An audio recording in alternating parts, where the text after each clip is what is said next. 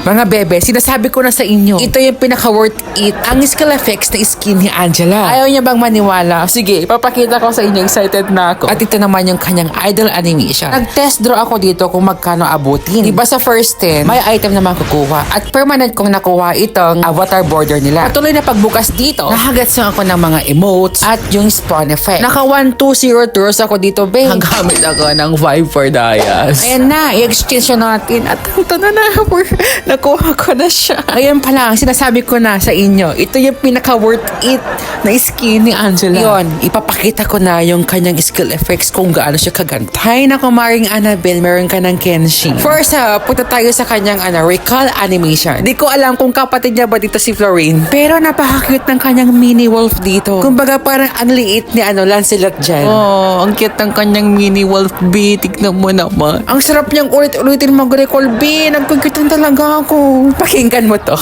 Pagsasabi na naman tayo mga malalanding mga Angela users dahil sa emote na ito. Ito naman yung kanyang idol animation. Parang same lang siya sa action emote niya sa kanyang Hello Kitty skin. Let's go na sa kanyang first skill, be. Sa kanyang first skill, tumatakbo dito yung kanyang mini fox, B. Tignan mo naman ba si ang cute talaga, B. Siya kasi yung protector, diba? The best talaga tong chicken skin niyang to. Next, let's go sa kanyang second skill. Sa pag-stun niya ng kalaban, dito parang natutulog yung kanyang mini wolf. Yung wolf niya parang merong hair clip. Sabi ko na nga, balance Barbie.